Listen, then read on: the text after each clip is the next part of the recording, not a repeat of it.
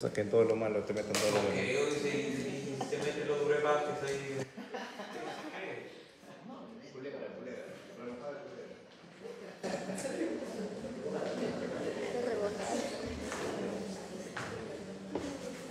Ahí en la selva de las tribus hay uno que es como el doctor. El curandero. A veces se le escapa uno de mala por ahí. No se intoxica,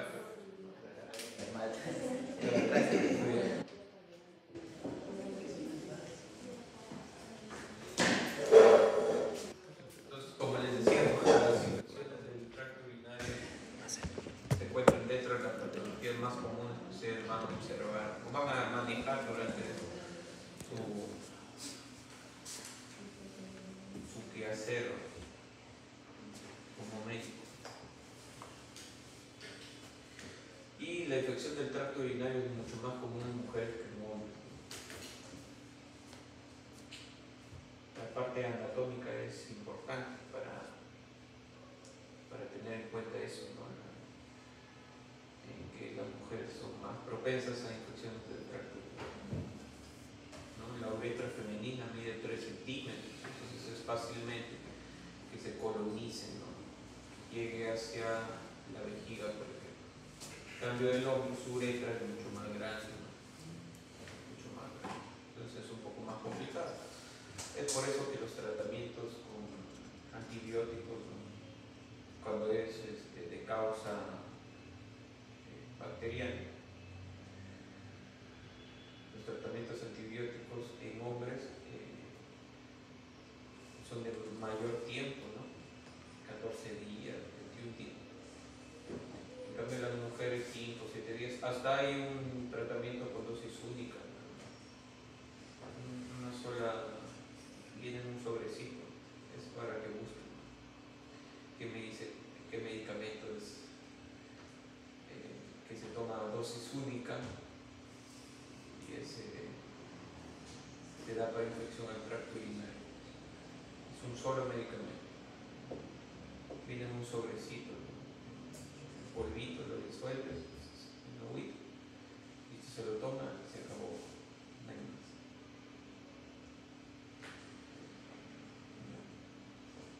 Entonces, dentro del tema de infección al tracto urinario tenemos infecciones que son complicadas y no complicadas. Y es importante que dentro de las características del paciente nosotros podamos identificar si es que es algo complicado o no, porque de ello va a depender mucho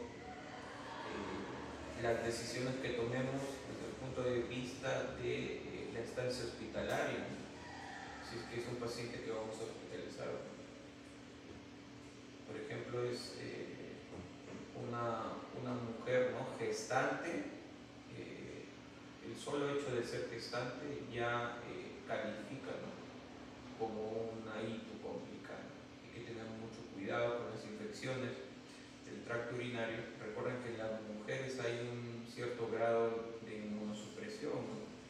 Con el fin de no rechazar al nuevo ser, que vendría a ser estrictamente, si utilizamos las palabras, un parásito, pues, ¿no? Que está creciendo dentro del cuerpo de la madre y su sistema inmunológico podría rechazar, ¿no? Propiciar el aborto. Pero ¿por qué no lo hace? Porque hay una modulación del sistema inmune de la mamá que impide que eso pase. Entonces las infecciones del tracto urinario en gestantes son comunes. ¿Y por qué lo debemos de tratar? Se le trata porque está relacionado con abortos, partos prematuros, RCIU, que es el retardo del crecimiento intrauterino, complicaciones en la mamá, hasta la muerte, ¿no? Hasta la muerte. Así que tengan cuidado con gestantes, con infección del tracto urinario, aunque sea tenganlo un día y que tienen hospitalización. Porque a veces se complican, ¿no? Se complican muy rápido, pueden llegar hasta la muerte, ¿no? Les da una sepsis y se meten en problemas. Tengan cuidado. Y entonces Entonces, tenemos para comenzar la cistitis aguda simple, que representa el 90% de las infecciones del tracto urinario, ¿no? Cistitis se relaciona con la vejiga, ¿no? Hay una inflamación a nivel de vejiga. Tenemos las cistitis no complicadas, que es aquella que no tiene signos sistémicos, es decir, a ver, hay un signo sistémico de infección. La fiebre, muy bien.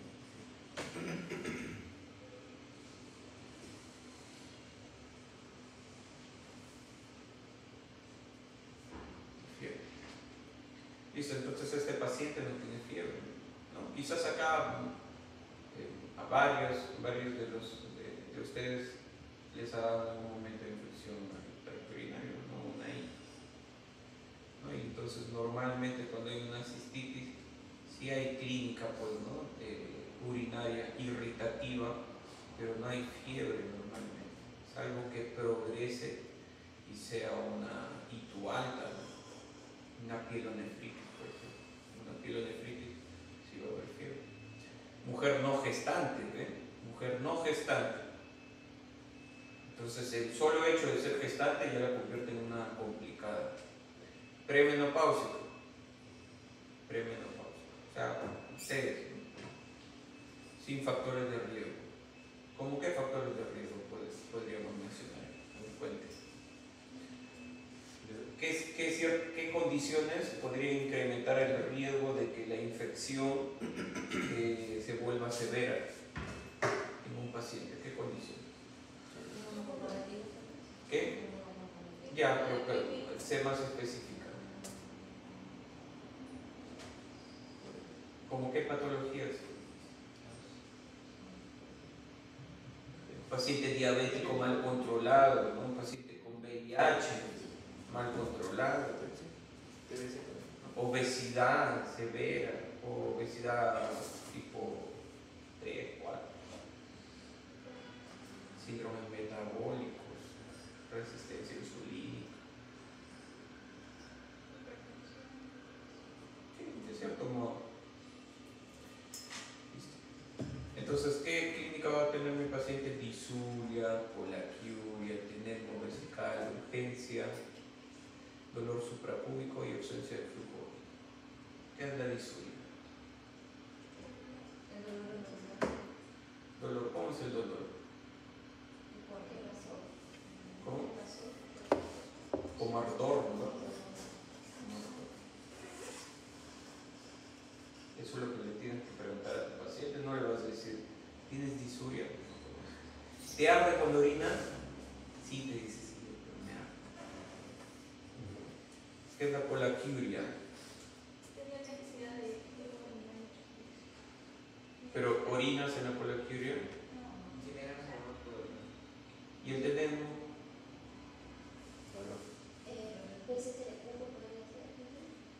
O sea, si quieres orinar no puedes, pero eso están diciendo que es colaquiuria.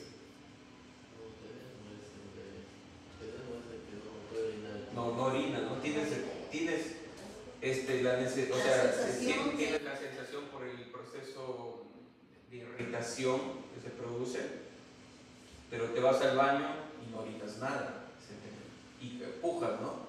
Tratas de empujar y no sale nada, no tienes orina. Y la colaquiuria,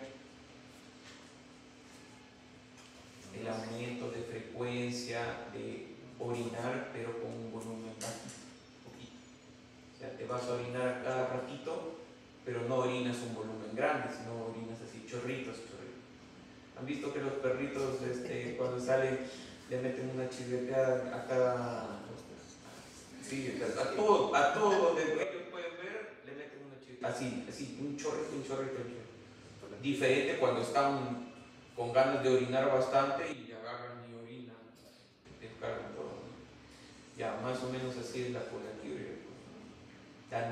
El aumento de la necesidad desde el punto de vista de la frecuencia de la micción, pero con volúmenes pequeños, bajos. Ya cuando no tienes absolutamente nada y sigues teniendo la sensación, ya eso se convierte en veneno. El paciente puja, hace valsalva, ¿no? Tratando de eliminar, pero no hay nada.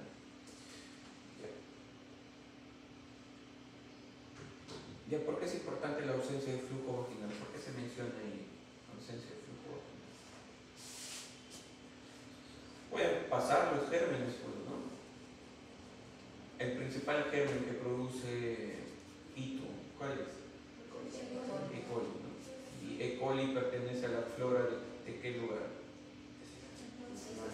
Gastrointestinal, ¿no? Y entonces está ahí nada más. El ano hacia la vagina está muy cerca. El área perineal es muy cortito. Y no sé si habrán visto, ¿no? En mujercitas, en niñas, cuando ya comienzan a ir solas al baño a defecar, a veces no se limpian de forma adecuada y lo hacen de atrás hacia adelante, entonces ahí arrastran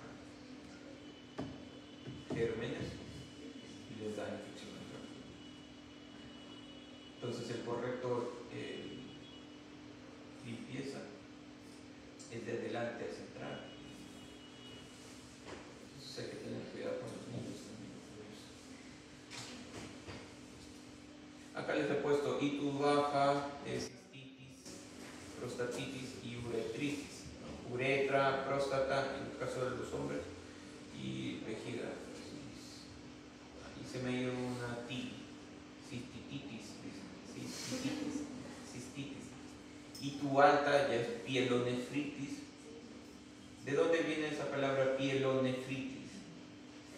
Ya, la itis es de inflamación, la nefri es de renal, ¿no? Y la piel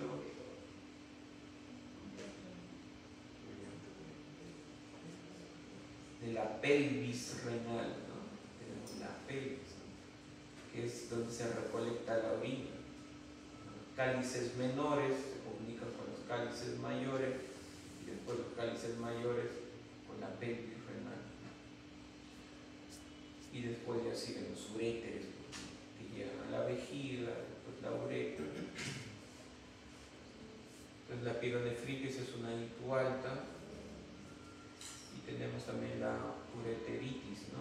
Que es la inflamación de los uréteres. No se confundan con uretritis, ¿ya? Uretritis es de uretra, ureteritis es de los uréteres. Ahora hablemos de la itis complicada. ¿A qué denominamos itis complicada? La pielonefritis aguda, ¿no? En estos pacientes se podría encontrar síntomas bajos, aunque lo normal es que no tengamos. ¿A qué se refiere síntomas bajos? La disuria, la polaquiuria. Pero si somos estrictos, no deberíamos tener, ¿no? Porque el problema no es que esté en la vejiga, el problema está arriba. El tema es que a veces puede progresar, ¿no? Iniciar con una itis baja y después complicarse. ¿Ya? Va a haber fiebre, ¿no? Entonces estos pacientes tienen fiebre, ¿no? Tienen compromiso, ya con síntomas sistémicos, como la fiebre. Dolor en flancos, dolor en el ángulo costovertebral, dolor a nivel lumbar. Ahí se le hace un examen que es puño-percusión lumbar. Se da unos golpecitos en la región lumbar en ambos lados. Un paciente no muy fuerte, despacito nada más, porque si le metes un puñete, un paciente que no tiene nada igual le va a doler, ¿no? Entonces hay que tener cuidado.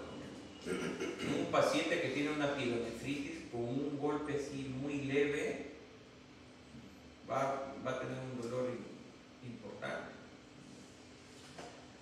Fatiga, malestar, náuseas. En todo varón con infección al tracto urinario se le denomina ya una itis complicada, porque es raro en los hombres, ¿ya? Y normalmente ¿a qué se relaciona? O a problemas de próstata, por ejemplo, o a relaciones sexuales contra natura, ¿no? Por la vía anal. Por eso, el que quiere tener relaciones por vía anal, cualquier sea la que sea su orientación sexual, siempre tiene que ser con preservativo. porque si no les da prostatitis. La prostatitis es complicada, ¿no?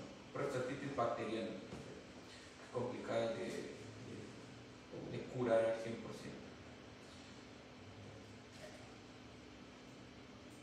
Listo, entonces un hombre con infección al tracto urinario se le denomina ya un hito complicado.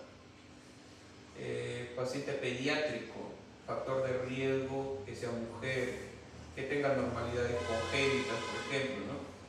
Niño pequeño, ¿cómo me doy cuenta? ¿No? Un niño pequeño va a tener incontinencia, es decir, se va a orinar, ¿ya? No va a avisar y se orina solito, no puede aguantar la orina, ¿ya?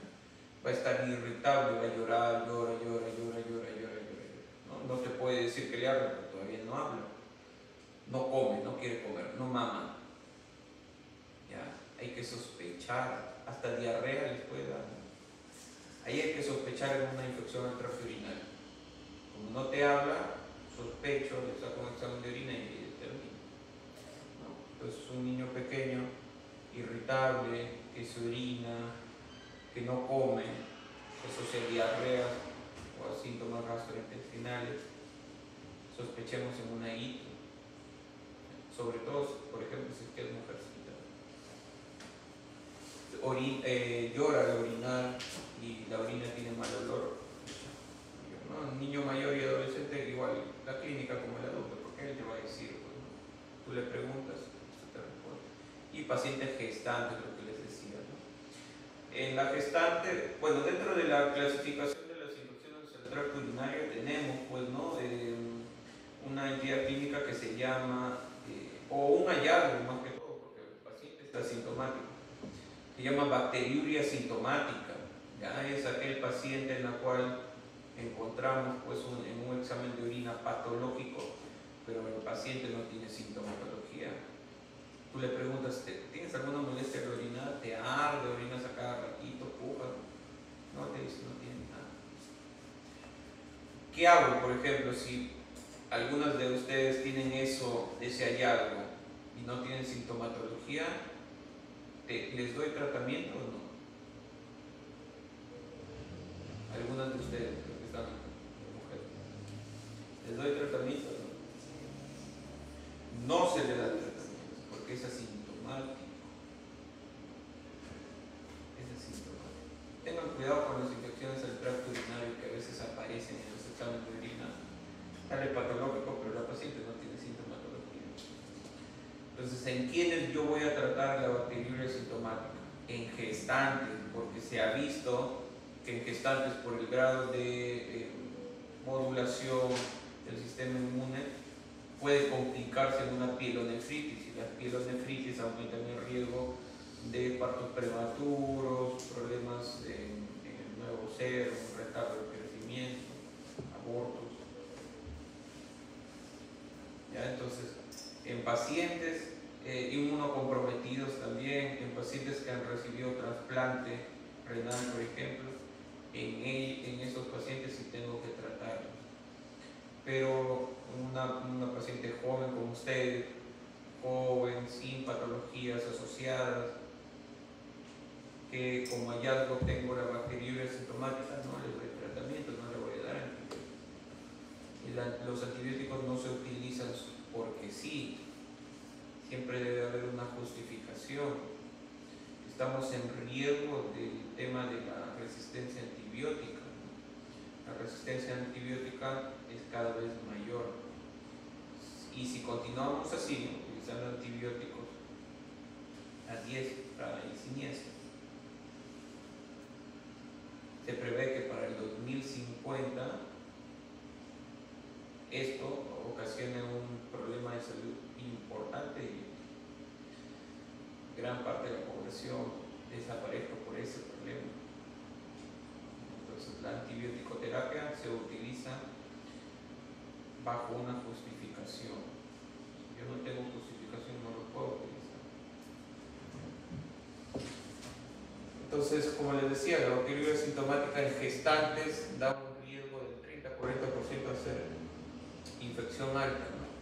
Se asocia a RCU, parto prematuro, Eso se da por relajación muscular aumentada, la que aumenta el riesgo de la pielonefritis, ¿no? Entonces, la bacteriuria asintomática lo trato en gestantes. ¿Por qué? Porque hay aumento de riesgo de pielonefritis. Entonces, en gestantes clínica igual a cistitis y pielonefritis, tengo que hospitalizar. Mis gestantes, con ITU, mejor las hospitaliza. Aunque sea 24 horas, así sea ITU baja. Es mejor hospitalizar. Pero si no se complica, pues. Preferible uso de beta-lactam. Dentro de la fisiopatología de la ITU tenemos varias vías, ¿no? Vías de ingreso del germen. La principal y la más común y que representa el 97% es la vía ascendente. O sea, es la colonización de los gérmenes que recorren desde el meato urinario hacia cualquier otra parte, ¿no? El sistema urinario. Ese es lo más frecuente. ¿Qué gérmenes encontramos ahí? E. coli principalmente, ¿no? Y el saprofit. Estafilococos, o streptococcus. ¿Dónde encontramos esos gérmenes? Ese germen, ¿dónde lo encontramos?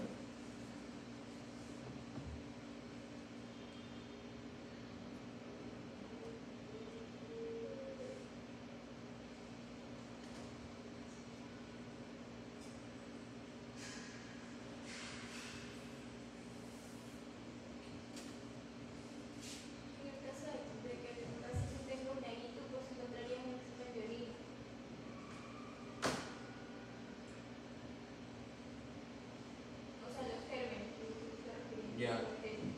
¿Qué tiene? De que se encontraría en orina. Ya, claro. Claro, lógicamente no va a infectar y en la orina no se encontrará. Pero este germen es común es parte de la flora de qué lugar? La piel, ¿no? De la piel, ¿no? De la piel. E. coli es intestino. Ya.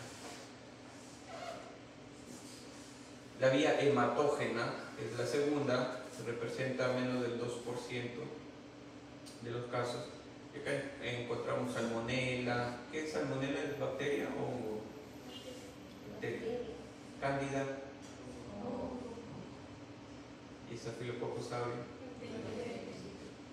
En tercer lugar tenemos la vía linfática, que es un poco complicado, ¿no? Así como tenemos venas y arterias, también tenemos un sistema linfático con vasos linfáticos, que cuando tenemos, por ejemplo, alguna infección a ese nivel, linfangitis, por ejemplo, puede pasar, ¿no? Y ocasionar una itis. Esa vía.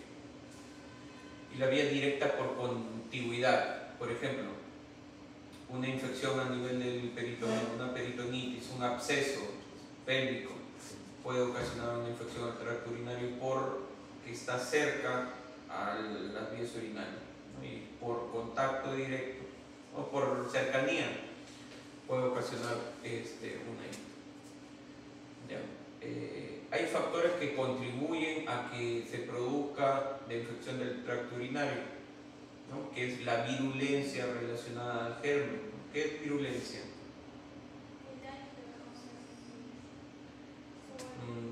La capacidad de ocasionar, ¿no? No tiene nada que ver con virus, ¿ya? No tiene nada que ver con virus. Dice virulencia, pero no se confunde, no tiene nada que ver con virus. El tamaño del inóculo microbiano también, ¿no? El inóculo es las bacterias comienzan a colonizar, se comienzan a agrupar y forman pues cada vez más grande, ¿no? el tamaño de la... ¿Se podría dar también una infección por vía iatrogénica? Claro. Por ejemplo, estás operando y perforas,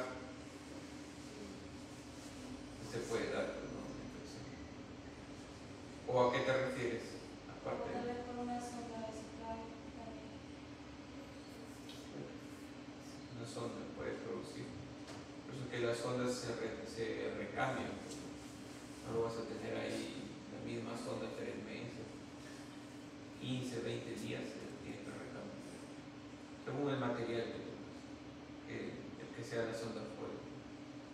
Aquellos pacientes que son portadores de sonda vesical permanente tienen que recambiar cada máximo unos 15 días, 20 días máximo. Hay que recambiar, que si no, aumenta el riesgo de infección.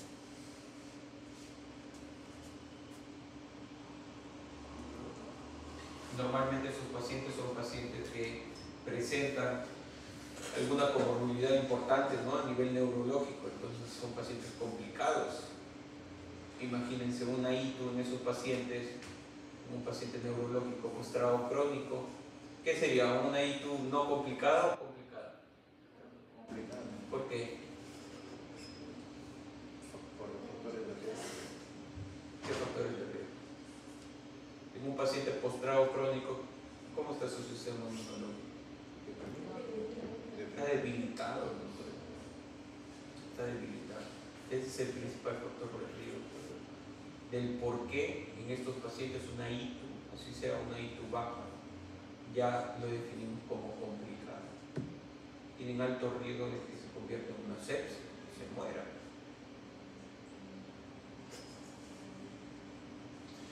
Los mecanismos de defensa del huésped también, ¿no? O sea, como yo tengo mi sistema inmunológico, como mis mecanismos de defensa reaccionan ante el germen, ante la infección. Si estoy bien nutrido, no tengo patologías que alteren mi sistema inmunológico, voy a responder de forma adecuada con los mecanismos de defensa adecuados para combatir la infección. Pero si todo lo contrario, tengo alguna inmunodeficiencia, entonces se va a ver comprometido estos mecanismos y va a aumentar el riesgo de complicación. Acá les paso retención de orina, evita. ¿Qué dice? Retención de orina, evita. Ah, ya. Es común, pues, ¿no? No sé si es que han escuchado en algún momento, han leído. Cuando aguantamos la orina y no vamos a orinar, eso aumenta el riesgo de infección del tracto urinario. Eso aumenta el riesgo. Porque el miccionar, esa evacuación de orina, ese arrastre que se produce, saca bacterias también. Por eso es que se recomienda que después de una relación sexual vayan al baño y orinen, tanto hombre como mujer, los dos. Porque ese arrastre, porque puede ser, ¿no? La vagina tiene gérmenes, el pene como área genital también va a tener gérmenes. Puede ocasionar un aumento, puede haber un aumento del riesgo de infección del tracto urinario. Sí, las relaciones sexuales producen un aumento de riesgo. Más aún si, por ejemplo, ustedes han tenido su pareja, ¿no?, sexual de años, ya terminaron y ahora tienen una nueva pareja sexual, eso aumenta más el riesgo de infección del tracto urinario. Una nueva pareja sexual aumenta más. Entonces, ¿cómo controlamos eso? ¿Cómo nos cuidamos? Miccionando. Ustedes van, miccionan y ese arrastre mecánico elimina, pues, ¿no?, bacterias que quizás quieren ingresar a colonizar. Dentro de los mecanismos de virulencia que aumentan la virulencia en los gérmenes, principalmente hablemos de Escherichia coli, ¿no?, que es el germen más común que vamos a encontrar en las infecciones del tracto urinario, ¿no? Y van a ver, cuando sean médicos y les lleguen sus exámenes de laboratorio que piden su urocultivo, van a encontrar 1000 E. coli.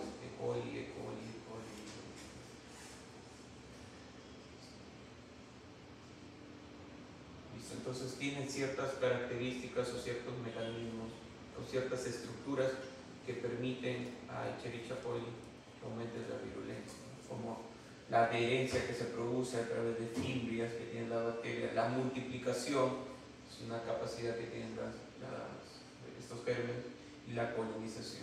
Más adelante vamos a describir cuáles son los mecanismos principales que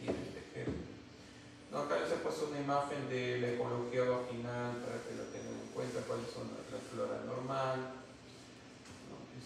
Pueden ver, miren, Escherichia coli se tiene en ecología vaginal, no es parte. O sea, ahí en la vagina hay gran cantidad de gérmenes, ¿ya? Hasta pueden encontrar clamidia o monococo, pero en cantidades adecuadas, o sea, no patógeno. ¿Y quiénes controlan eso? El pH vaginal es ácido, y esto es gracias a qué? ¿A quiénes? A los lactobacillus. Exacto.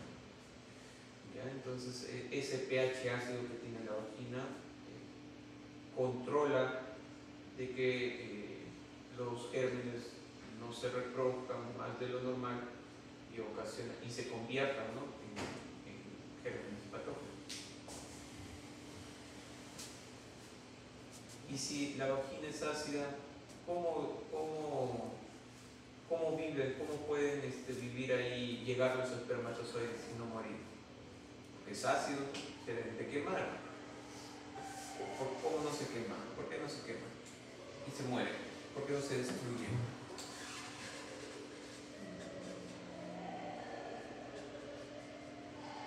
El líquido prostático que forma parte del seno es básico, es alcalino, neutraliza el pH ácido de la vagina.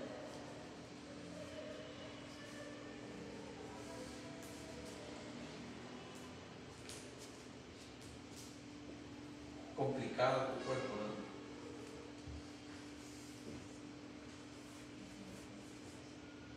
Pero si ustedes se ponen a pensar, miren cómo todo está alineado para que funcione bien. Y no solamente de una sola persona, ¿no? Sino cuando ingresa en importancia a otra persona para perpetuar la especie. ¿No? Porque ya, bueno, pues en la mujer la funciona así, listo, ¿no? Pero viene el hombre, ¿y qué tal si es que no tuviese esa parte básica en el seno? No se podría fecundar.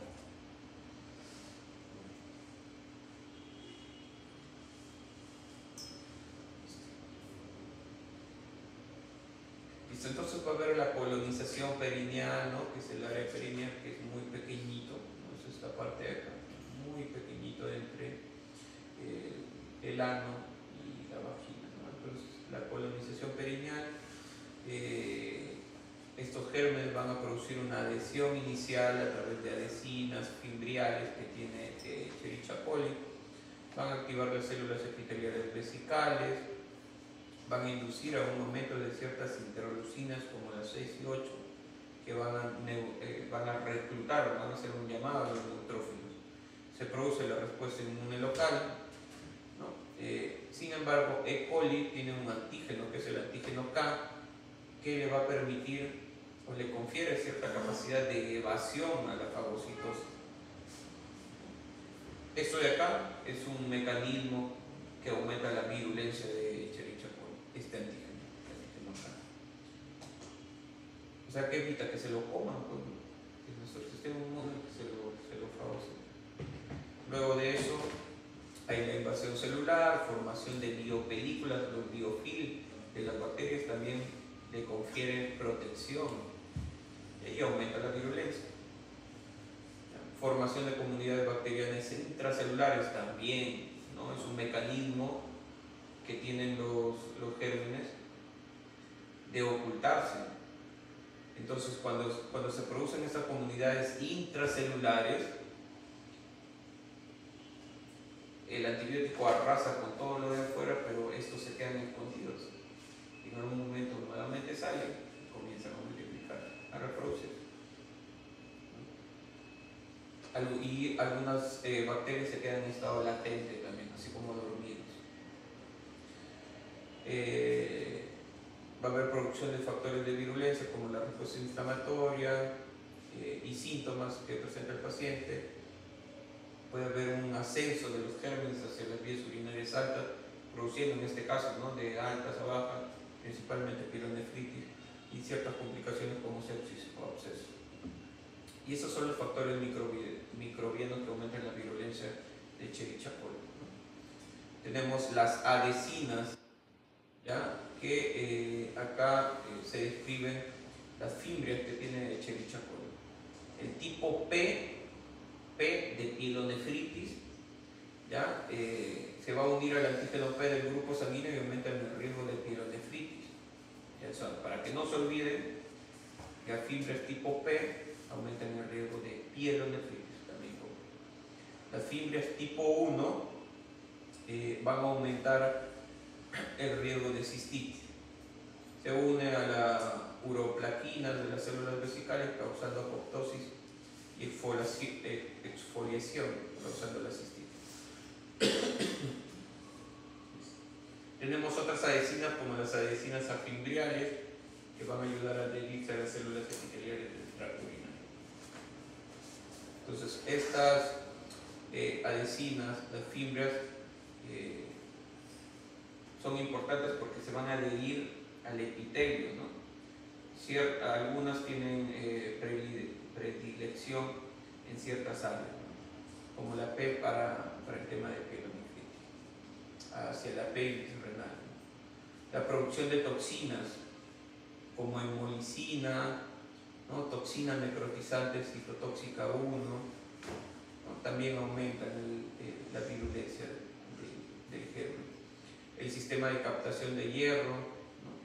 El cual va a permitir a Escherichia coli adquirir hierro del huésped. Es por eso que a un paciente con infección no le vamos a dar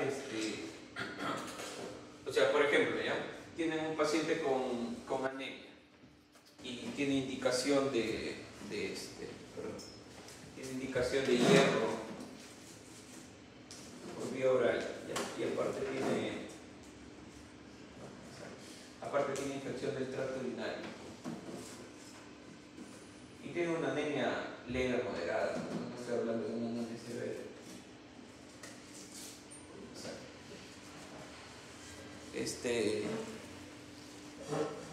Le voy a dar hierro mientras le doy el antibiótico. No, todavía no le puedo dar. Primero acabo con la infección y después ya manejo la anemia. Porque Escherichia coli va a utilizar ese hierro del huésped, de la persona. Si yo le doy más hierro, lo voy a ayudar mucho más. Hay que tener cuidado con eso. La formación de los biofilms, las biopelículas, van a facilitar la adherencia a superficies como catéteres y proteger las bacterias de la respuesta inmune y antibióticos. Eso es lo que hablaba su compañera de las, ¿cómo se llama? De las ondas. Entonces, la formación de biofilm o biopelículas ayudan al germen a la adherencia a los catéteres, a las ondas. Evasión de la respuesta inmune. Tenemos el antígeno capsular K, lo que les mencionaba hace un momento. Van a inhibir la fagocitosis y protege contra el complemento. Y los lipopolisacáridos que contribuyen a la inflamación y protegen contra la destrucción bacteriana. La motilidad, o sea, el movimiento, ¿no?, que pueden tener estos gérmenes, en este caso tienen flagelos, el cual le va a permitir pues, en la locomoción, ¿no?, del germen. Así que facilitan el ascenso de Escherichia coli desde la uretra a la vejiga y posteriormente hacia los riñones, ¿no? Esto va a aumentar el riesgo de infecciones mucho más graves, ¿no?, como pielonefritis. Entonces es una característica estructural que tiene Escherichia coli que lo va a ayudar a llegar, ¿no?, al área donde va a infectar. Los factores genéticos, hay cepas de Escherichia coli que van a codificar todos estos factores que he mencionado, aumentando lógicamente su virulencia. Entonces los factores genéticos también son importantes. Hay los gérmenes salvajes, ¿no?, los gérmenes salvajes. Entonces ahí entra ya la parte de los genes de las bacterias. Entonces, si dentro de la parte genética de la bacteria hay la codificación de todos estos mecanismos, el germen va a ser mucho más agresivo, su virulencia va a aumentar, va a ser un poco más complicado erradicar. En general, referente a la ITU, los factores de riesgo son las relaciones sexuales, como les mencionaba, hombres no circuncidados, ya que se va a almacenar, ¿no?, en la membrana o en el espacio o en la unión galano-prepucial, ¿no?, que es el tejido que une hacia la parte inferior del glande con el prepucio.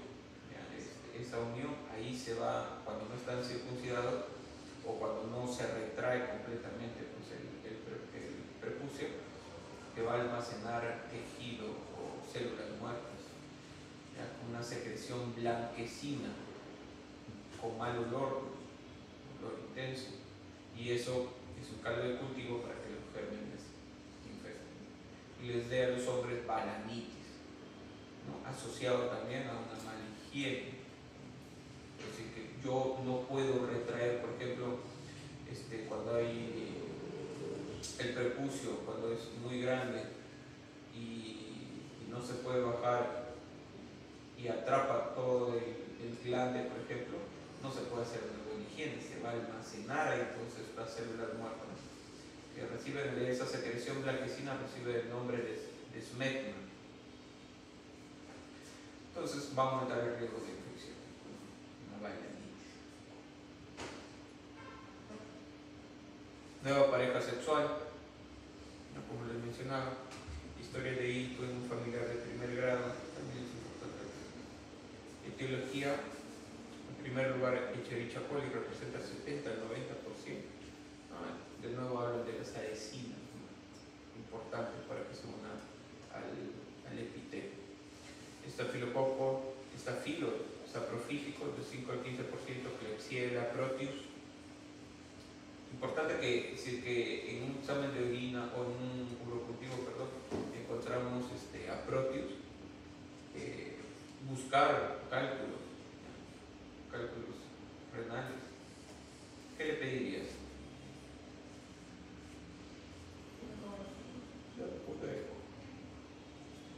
Y ¿cómo? Sí, claro. ¿Y eso ahí dónde lo ves?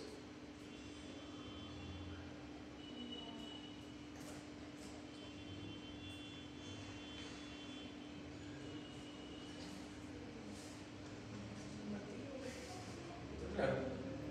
En los intrahospitalarios, Pseudomonas, Serrate, entre los más principales. Listo, para el diagnóstico. Eso de acá, esta es la clínica típica de cistitis, que es disuria por la fiebre del tenemos vesical, que no requiere exámenes para dar el tratamiento antibiótico, es normalmente en una mujer joven, sin patología asociada. Llega a la consulta y te dice: doctor, tengo esto, ¿no?, me habla cuando orina cada ratito, necesitas un examen de orina, sobre todo cuando estás en atención primaria, ¿no? En atención primaria normalmente no tenemos laboratorio. Podemos tener por ahí esas tiritas, ¿no?, para que ya conocen ustedes. Bueno, creo que el ciclo pasado en laboratorio. Pero si no tiene, voy a esperar todavía que mi paciente se vaya a un examen de orina, pues regrese, le doy tratamiento. Ya, pero eso de acá es para pacientes jóvenes sin comorbilidad. En clínica atípica, ¿ya?, o sea que no tiene la clínica típica de disuria por el fiebre tenofovesical. Y todos los demás tengo que realizar necesariamente un examen de orina completo, ¿no? Podemos encontrar ahí piuria, bacteriuria. Si es que esto me sale negativo, podría pedir, y la paciente presenta las molestias, un urocultivo. Mujer complicada, sí o sí un análisis de orina y cultivo. ¿Qué mujeres digo que es complicado? En varón, sí o sí tengo que hacer un examen de orina completo y un cultivo. ¿Por qué? Exactamente, porque es rara las infecciones al tracto urinario en hombres, es raro. Tengo que hacer examen de orina y cultivo. Si es que mi paciente es febril, o sea, aparte hombre y con fiebre, pido una ecografía. ¿Ya? Y una tomografía si es que estoy sospechando que tiene algún absceso, absceso perineal. Sobre todo en aquel paciente en el cual presenta diagnóstico de ITU, ¿no? ITU alta con fiebre o ITU complicada, y le estoy dando el tratamiento y a las 48-72 horas no hay mejoría. Yo le estoy dando un buen tratamiento, un tratamiento óptimo. Entonces ahí tendría que sospechar en un absceso. ¿Por qué? Porque el absceso no va a mejorar solamente con antibiótico, puede tener que drenar, ¿no? Los abscesos pequeños sí pueden responder a antibioticoterapia, pero un absceso importante tengo que drenar. Dentro del tratamiento de cualquier tipo de absceso, en cualquier lado de tu cuerpo, está el drenaje. ¿Ya? Tendría que drenar y la antibiótico-terapia. Pacientes con pielonefritis, examen de orina completo. Un fuerte indicador de pielonefritis son los cilindros leucocitarios. Los cilindros leucocitarios. Un examen de orina o un urianálisis positivo, una piluria mayor a 5, una bacteriuria, no representaría que sea positivo. En las tiras, la estereasa leucocitaria va a indicar infección, y los nitritos representan que existen bacilos gram negativos, ¿no? Y que se están multiplicando, hay una reproducción. Escherichia coli es un bacilo gram negativo. ¿Y qué pasaría si es que en el examen de orina se informa como abundante o se dice bacterias, bacilos gram positivos? ¿Qué haría? Le doy tratamiento. Normalmente, la mayoría de las veces es contaminación de la muestra. ¿Qué quiere decir con contaminación? Muy bien, muy bien, muy bien. Es muy elegante. Muy bien. Entonces, para la toma de las muestras, en general, ¿no? Hay ciertas medidas que se deben de tomar. Para el examen de orina, para la muestra de la orina, hay una limpieza previa, ¿no? A veces son cochinolas también, así se haga la limpieza, también. Claro, se elimina el primer chorro y después el segundo chorro. Se recolecta. Entonces ahí puede haber una contaminación y por eso sale todo bacilos gram negativos, ¿ya? Porque nuestra piel ahí tenemos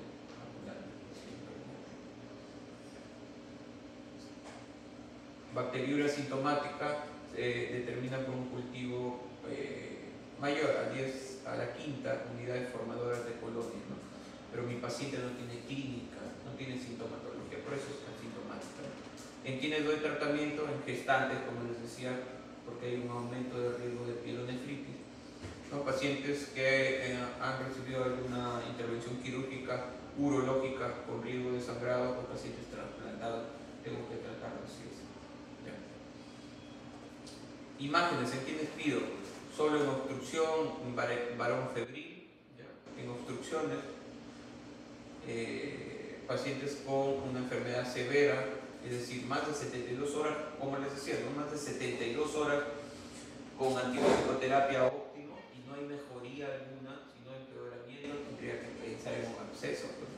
Y en recurrencia también, porque podría haber, ¿no? Sobre todo en niños, que frecuentemente les da infección al tracto urinario, tendría que ver si es que hay algún tipo de malformación de la vía urinaria que podría ser, ¿no? Un reflujo de la orina es un caldo de cultivo para que los gérmenes se multipliquen, ¿ya? Entonces, si es que hay algún tipo de malformación que puede que la orina no siga su circulación normal, es indicación de realizar un examen de imagen. ¿Sí o sí? Ya acá les he puesto el tratamiento, bueno, no les vienen muchos exámenes, pero les he puesto para que lo tengan en cuenta.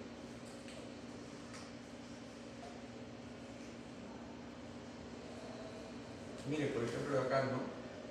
En las trabajadoras sexuales, ¿no? Bueno, las trabajadoras sexuales, pues en un turno, ¿cuántos tendrá? Pues 20, ¿no? Ya, de 10 a 20.